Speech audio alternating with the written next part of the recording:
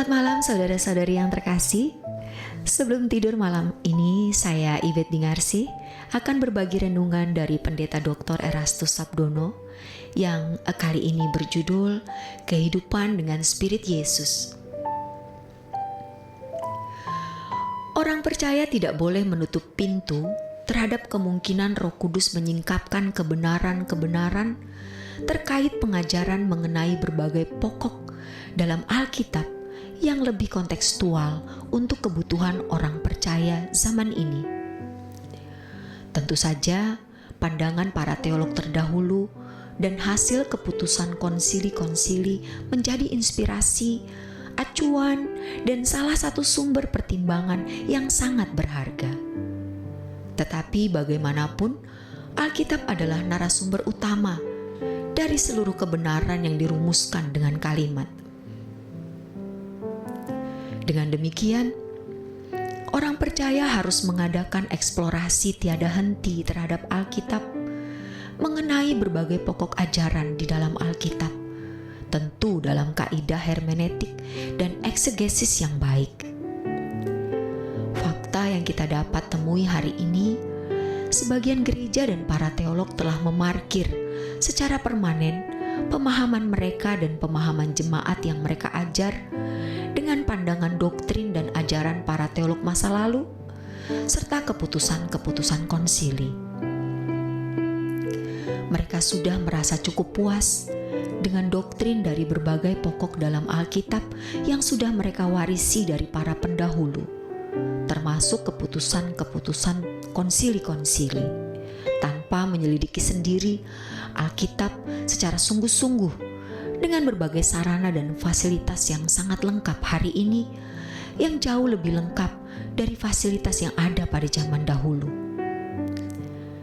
Seharusnya dengan teknologi yang berkembang seperti hari ini, dengan tersedianya berbagai fasilitas untuk mengeksplorasi Alkitab, hal ini membuka kemungkinan bagi orang percaya untuk dapat menemukan banyak hal yang tidak atau belum ditemukan oleh teolog-teolog terdahulu. Dalam hal ini kita bisa meyakini bahwa sebagaimana Allah memberi kesempatan manusia menemukan berbagai hal yang tidak pernah ditemukan manusia sebelumnya dalam ilmu pengetahuan dan teknologi, Allah juga membuka rahasia firman-Nya untuk manusia hari ini sesuai dengan kebutuhannya. Daniel 12 ayat 4. Kesetiaan kepada pandangan teologi para teolog masa lalu dan keputusan konsili-konsili secara buta dan tak terbatas membuat pikiran menjadi kerdil, sehingga menutup peluang menemukan hal-hal baru yang Allah akan terus singkapkan. Hal tersebut juga menyandera pikiran, sehingga membatasi jelajah berpikir yang mestinya bisa terus berkembang.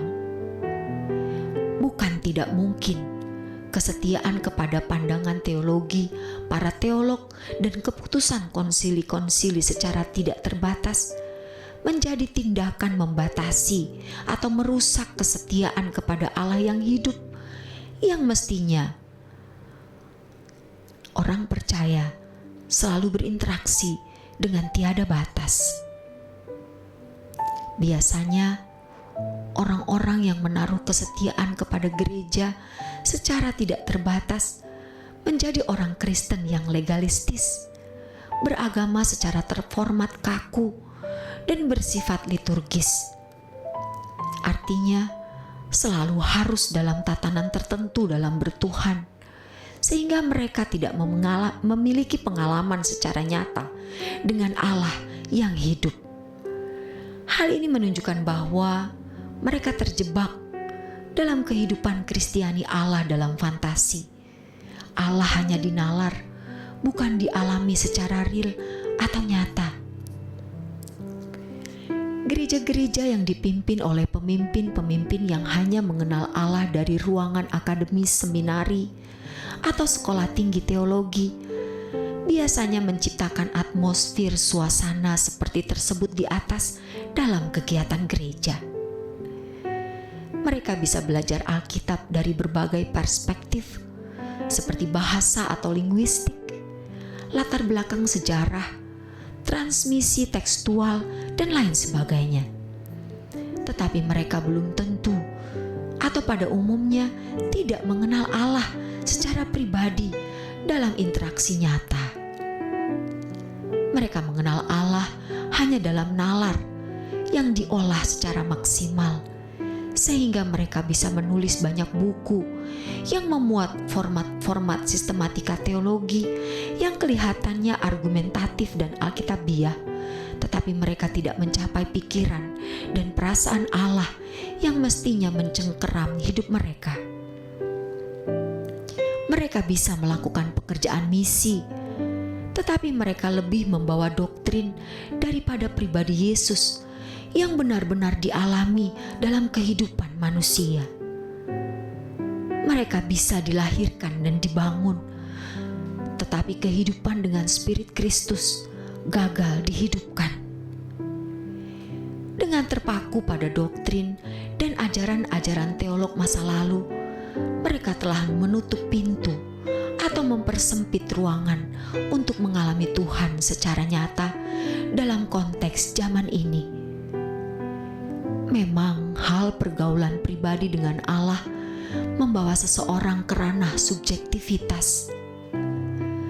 Biasanya orang-orang yang terbelenggu dengan pandangan teolog masa lalu memandang subjektivitas selalu berbahaya dan patut dicurigai. Kadang dipandang sebagai ketidaktepatan atau bisa dikatakan mendekati kesesatan. Hal ini dilandaskan pada pemikiran bahwa manusia yang telah jatuh dalam dosa sama sekali tidak bisa menjangkau Allah. Padahal mestinya harus dipahami bahwa setiap orang percaya yang telah dibenarkan menerima materai Roh Kudus. Roh Kudus menuntun orang percaya kepada seluruh kebenaran Allah. Allah adalah objektivitas mutlak, dan orang percaya yang berinteraksi dengan Allah akan memperoleh subjektivitas yang mendekati objektivitas mutlak. Sehingga orang percaya dalam ketekunannya akhirnya bisa mencapai objektivitas seperti yang Allah miliki. Karena memang orang percaya harus memiliki pikiran dan perasaan Kristus. Sempurna seperti Bapa, mengambil bagian dalam kekudusan Allah dan mengenakan kodrat ilahi. Filipi 2 ayat 5-7. Gereja bisa dilahirkan dan dibangun, tetapi kehidupan dengan Spirit Kristus harus dialami dan dihidupkan oleh setiap orang percaya. Demikianlah renungan malam kali ini. Kiranya renungan ini memberi pencerahan bagi kita semua. Selamat beristirahat dalam berkat Tuhan.